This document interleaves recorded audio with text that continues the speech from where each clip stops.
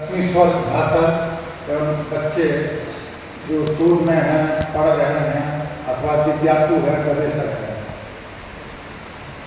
मैं अपने बारे में बताना चाहूँगा।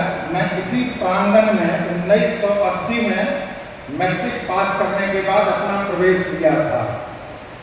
तो उस समय इंटरमीडिएट की पढ़ाई बाहर नहीं होती थी, यहीं होती थी।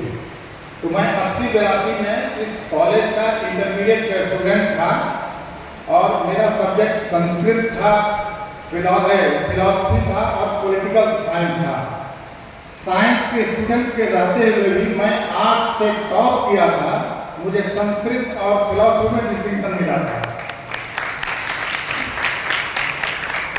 इसके बाद मैं यही 83-84 में संस्कृत ऑनर्स में एडमिशन लिया था और उस समय हमारे शिक्षक आज हम क्या कहें, मुझे लगता है कि इस कॉलेज में 3 पिता मुझे दिए।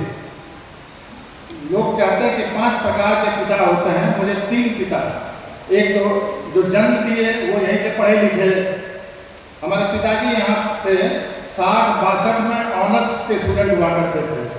अभी जो स्मारिका निकली है उसमें पहला नाम उन्हीं का है। इसके बाद साक्षात गुरुदेव बैठे हैं जिन्होंने ज्ञान दिया। और संयोग ये बताया आपको कि इसी कॉलेज में कार्यरत डॉक्टर महेश झा जी की कन्या से मेरा विवाह संपन्न था। तो कन्या दाता भी यहीं से रहे हैं। तो इस कॉलेज से मुझे 3 पिता प्राप्त हुआ है।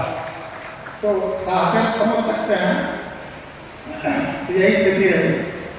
अब बताना मैं ये चाहूँगा कि यहाँ रहते हुए किसी अन्य फैकल्टी, चाहे वो साइंस का हो या हिस्ट्री और भी पॉलिटिकल साइंस वगैरह, किसी से भी संस्कृत विभाग कम नहीं था। मैं जब यहाँ आया तो एक डॉक्टर राम किशोर शर्मा साहब हुआ करते थे अध्यक्ष। वो रिटायर किए थे जब पहली बार 81 ईस्वी में। तो मुझे मंच प्राप्त हुआ था और उनके रिटायरमेंट में मैंने कुछ कहा था, 2-4 शब्द, और यह दूसरा अवसर मुझे यहाँ प्राप्त हुआ है। मैं पढ़ाई लिखाई करते हुए JRF किया, MA किया भागलपुर से। मोहन मिश्रा सर बैठे हैं, आपने मुझे पढ़ाया है कि नहीं है। वहाँ से JRF किया, सर के अंदर रिसर्च भी कर रहा था। दुर्भाग्य से मेरा सिलेक्शन हो गया लोक सेवा आयोग उत्तर प्रदेश में। मैं चला गया वहाँ, क्योंकि लोक सेवा आयोग में लोग काफ़ी इंटरेस्ट रखते हैं और तमाम पारिवारिक लोग कहते हैं आप उसमें जाइए। जब मेरी इच्छा थी कि मैं शिक्षक बनूँ, मैं बन नहीं पाया, फिर वहाँ चला गया। लेकिन संस्कृत से लगाव मेरा जुड़ा रहा। संस्कृत को मैंने छोड़ा नहीं।